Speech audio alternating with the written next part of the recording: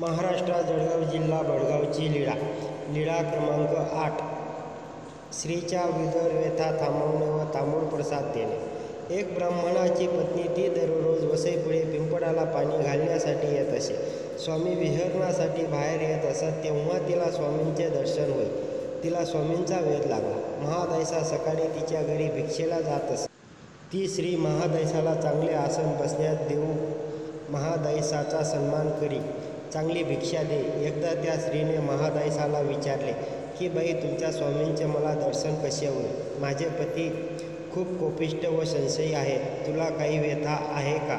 महादैसाचा प्रश्न. हो बाई, मला पोटदुखीचा त्रास आहे, ती स्त्री म्हणाली. मग तू पोटशूड उठल्याचा देखावा कर. महादैसा त्याप्रमाणे त्या स्त्रीने पोटशूड उठल्याचा बहाणा केला. तिचा पती धावाधावी करू लागला. तिचे दुखणे कशाने थांबेना. मला त्या स्वामींचे दर्शन जर झाले तर माझे दुखणे जरूर जाईल, अशी ती स्त्री पतीला सांगते. तो बाजारात गेला आणि सुपाऱ्या, नारळ इत्यादी पूजा साहित्य घेऊन आला. निघताना तिने नारळ गादीखाली लपवून ठेवले. अर्ध्या वाटेवर गेल्यावर ती पतीला म्हणते, पहा, मी नारळ घरीच विसरले. तो नारळ आणण्यासाठी परत घरी जातो. तोपर्यंत ती स्वामींच्या दर्शनासाठी उत्कृष्टपूर्वक वसईजवळ येते. स्वामींचे पटीशाळेत उजवीकडे आसन असते. स्वामींनी तिला प्रसन्नतापूर्वक क्षम दिला. क्षम म्हणजे छातीवर डोके टेकवणे. तिने श्रद्धापूर्वक स्वामींना दंडवत केला. भावपूर्वक स्वामींकडे पाहत बसली.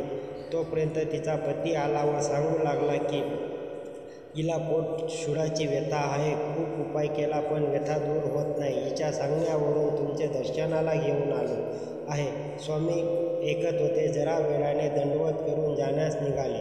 ती स्त्री परत आली व स्वामींना तांबूळाचा प्रसाद मागितला. स्वामींनी प्रसाद दिला व तिला वर दिला की आता तुम्हाला पोटशुडाचा त्रास होणार नाही, तुम्ही जा. तेव्हा ती स्त्री महादैसाला म्हणते की स्वामींच्या उपयोगाला जाण्यासाठी दररोज माझे एक पक्वान्न आपण माझ्या इथून घेऊन येत जा.